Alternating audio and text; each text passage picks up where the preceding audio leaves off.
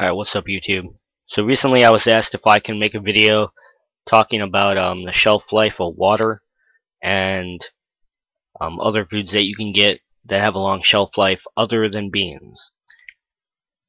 So the shelf life of bottled water, if it's a sealed bottle or container, you're good to go as long as it's not opened.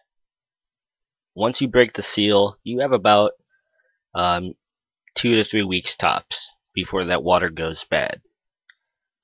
Now, even though there may be an expiration date on the bottle itself, that's just because the FDA demands that all liquids in a bottle have some sort of expiration date. It doesn't really mean that the water is bad.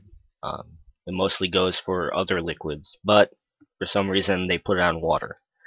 Now, of course, when you're bottling water, once you're done purifying it, however it's easier for you to purify the water, what's more efficient.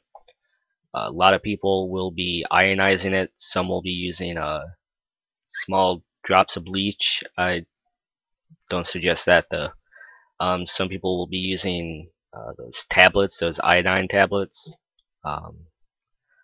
There's a way to filter water just using coffee filters and towels and paper towels and just, getting all the impurities out.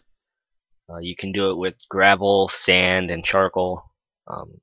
Like I said, whichever way is easiest for you, you'll figure it out and, well, get good at it, because you'll need to be good at it. Now, when you're storing water, don't store it in a black jug or a dark container. Always store it in something translucent or clear.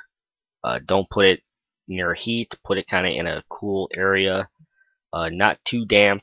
You don't want mold growing on it, but you don't want it to be hot. Keep it out of the sun. Don't put it near chemicals. It's all pretty much common sense. So as water goes, once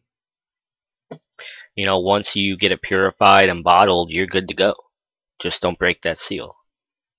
Like I said, once you break the seal, you have about 3 weeks tops before that water is undrinkable. So now, let's say you haven't opened one of those bottles for a couple of years and the water tastes bad. That doesn't necessarily mean it's bad. That just means that it's been sitting there for a while. Researching the internet, learning what you think you should learn is probably the best road to go.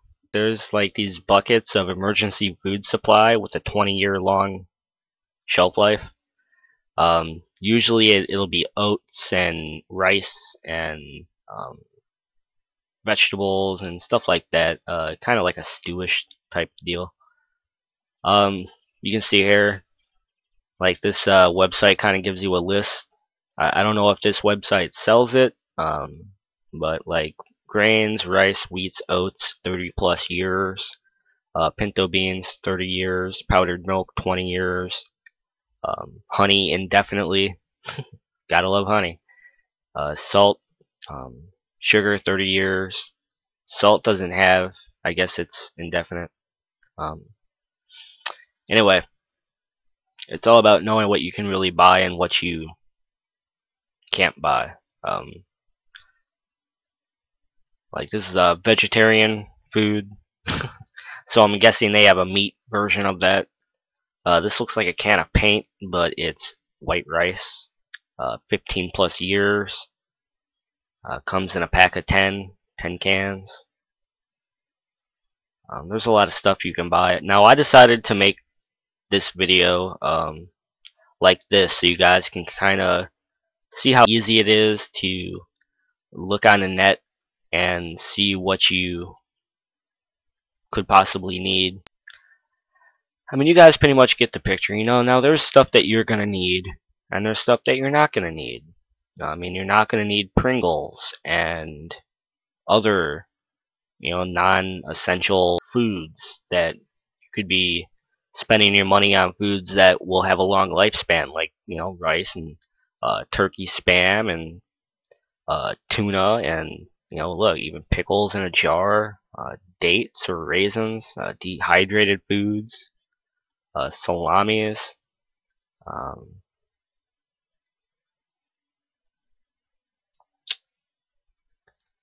I know Hormel chili. I know they make a lot of products that have a 20+ shelf life. You know, I'm researching this stuff just like you guys. You know what I mean? I'm sure we're all in the stage of prepping in some way, shape, or form. Some people are done with prepping food and they're on to ammo, and some people are done with ammo and they're moved on to food, and well, there's a lot of prepping going on. Spices are always a good thing. MRE tortillas. It's not gonna taste too good. Trail mix, dried pastas. Now these buckets are interesting. I may have to look at these buckets of food. I have not seen that honestly, so there's some more pre-packaged foods. Now when you go to the store, you're gonna have to start knowing the difference between expiration dates and best by dates. Now a best by date, for example, if it says best by August 20th, 2011, that just means if I want it to taste its best, I need to eat it by that date. It might not expire till 2020. So always know the difference. So always look for best by dates and expiration dates. A lot of foods won't have an expiration date, so you're gonna have to rely on common sense. Have you seen this particular food object in the pictures that you've looked at online? Has anybody else said anything about it? Ask around. See if it has a long shelf life. Don't be afraid to ask questions.